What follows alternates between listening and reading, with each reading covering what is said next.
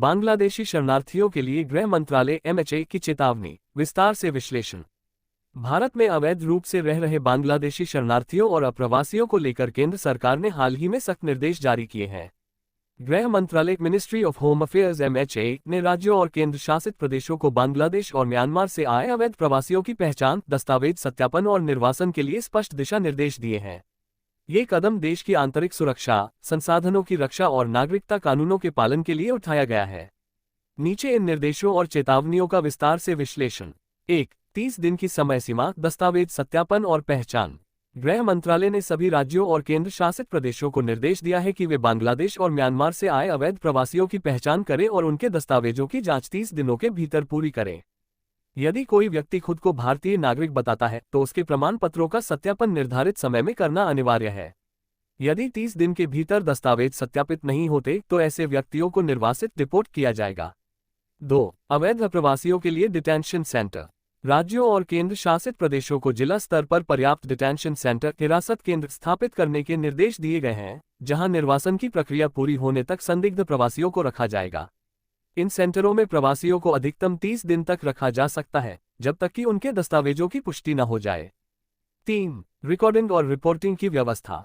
सभी राज्यों को निर्देशित किया गया है कि वे अवैध बांग्लादेशी नागरिकों और रोहिंग्या प्रवासियों का रिकॉर्ड रखें, जिन्हें सीमा सुरक्षा बल बीएसएफ या तटरक्षक बल कोस्ट गार्ड को निर्वासन के लिए सौंपा गया है। हर महीने की 15 तारीख को केंद्र सरकार को इस संबंध में रिपोर्ट भेजना अनिवार्य किया गया है। ब्यूरो ऑफ इमिग्रेशन को निर्वासित लोगों की सूची सार्वजनिक पोर्टल पर प्रकाशित करने और यह डेटा यूआईडीएआई, चुनाव आयोग और विदेश मंत्रालय के साथ साझा करने को कहा गया है, ताकि भविष्य में ऐसे व्यक्तियों को आधार, वोटर आईडी या पासपोर्ट जारी न हो सके। 4. कानूनी और प्रशासनिक कार्रवाई। गृह मंत्रालय ने राज्यों को अपने वैधानिक अधिकारों का उपयोग करते हुए अवैध प्रवासियों की पहचान, जांच और निर्वासन की प्रक्रिया में तेजी लाने को कहा है। 123.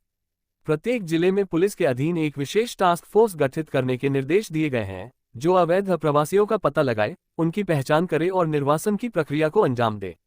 यदि किसी अवैध प्रवासी के पास पहले से आधार, वोटर कार्ड या पासपोर्ट है तो उसे निष्क्रिय कर दिया जाएगा और उससे संबंधित सभी सरकारी लाभ बंद कर दिए जाएंगे। 5. सीमा सुरक्षा बलों और तटरक्षक बल को निर्देश। सीमा सुरक्षा बल बीएसएफ और असम राइफल्स, जो भारत बांग्लादेश और भारत म्यांमार सीमा की सुरक्षा करते हैं, उन्हें भी इन निर्देशों का पालन करने और अवैध घुसपैठियों की पहचान तथा निर्वासन की प्रक्रिया में सहयोग करने को कहा गया है। 6. हाल के उदाहरण और निष्पादन। राजस्थान से हाल ही में 148 अवैध बांग्लादेशी अप्रवासियों को वापस भेजा गया है।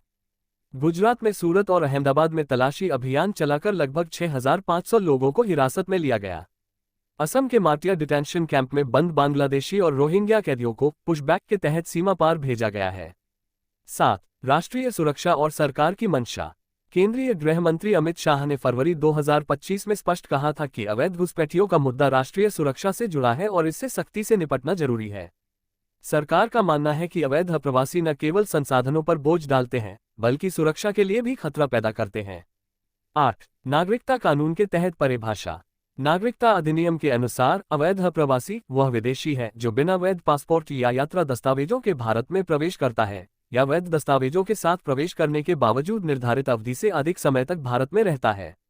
9. भविष्य की रणनीति और संभावित प्रभाव। इन सख्त निर्देशों से अवैध प्रवासियों की पहचान और निर्वासन की प्रक्रिया तेज होगी।